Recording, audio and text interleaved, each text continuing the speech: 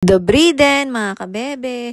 Eto nga pala yung araw na pumunta kami ng ministry para magpa-register dun sa Czech language namin. Naglakad nga lang kami kasi maganda yung araw ngayon, parang hindi ganun kalamig. At ngayon naman, ikukwento ko sa inyo kung paano nga ba nakakuha si Kabebe ng driving license dito sa Czech Republic.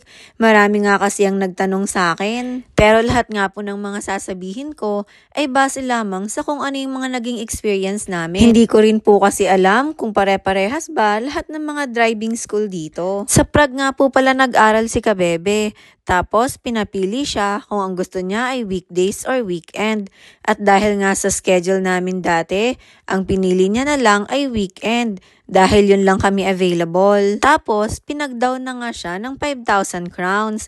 At sinabihan siya na kailangan niya daw mag-provide ng medical certificate. Kaya naman, nagpunta na siya ng GP namin para kumuha ng medical certificate. At pinapili nga rin siya kung ano daw ba yung gusto niya.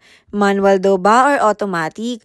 Pinili na lang niya yung manual kasi madali lang naman daw pag-aralan ng automatic.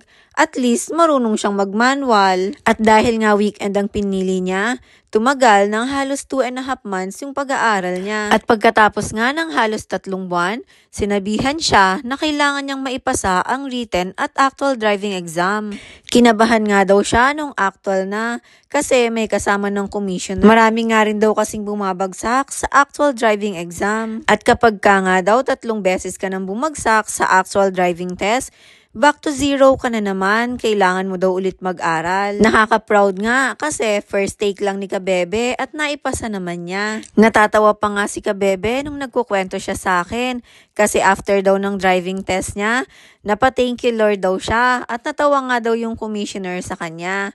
Pero alam naman na daw niya na makakapasa nga siya kasi hindi daw siya pinahinto ng pagdadrive. Kasi nga once daw na may makitang mali sa'yo yung commissioner, pahihintuin ka na kaagad mag-drive at sasabihin na mag-retake ka ulit.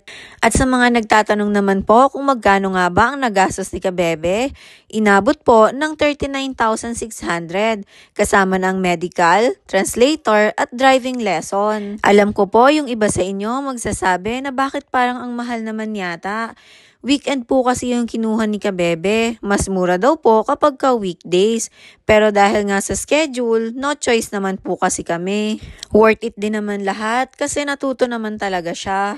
Kahit sobrang na-stress nga siya dati nung nag-aaral siya kasi ang tapang daw ng teacher niya. At yung payment nga po pala na 39,600, hindi naman po isang bagsakan yun. Bali nag-down po siya ng 5,000. Tapos, every lesson, nagbibigay siya ng 5,000 or 10,000. Depende po kung magkano yung bibigay niya. Basta ang mahalaga, bago mag-exam, natapos niya na yung payment. At pagkatapos nga ng actual driving exam ni Kabebe, binigyan na siya ng commissioner ng certificate. Katunayan na nakapasa na siya. Tapos, kailangan niyang dalhin sa City Hall yon. At pagpunta mo naman ng City Hall, ang kailangan mo ibigay sa kanila ay certificate, employee card, 200 crowns para sa ID, employment contract at address confirmation. At 20 days nga daw ang releasing ng driver's license ID. Pero yung kay Kabebe, hindi naman inabot ng 20. 11 days lang nakuha na niya. At sa mga nagbabalak nga na mag-aral at kumuha ng lisensya dito sa Czech Republic, sana nakatulong to. Good luck sa pag-aaral nyo mga Kabebe. At pauwi na nga kami dito. Saglit lang din kami sa ministry. Nagpa-register lang, tapos binigyan lang kami ng libro. Maraming salamat sa pagsama nyo sa amin. Yun lang mga Kabebe. Thank you sa panonood. See you ulit sa susunod. Bye-bye!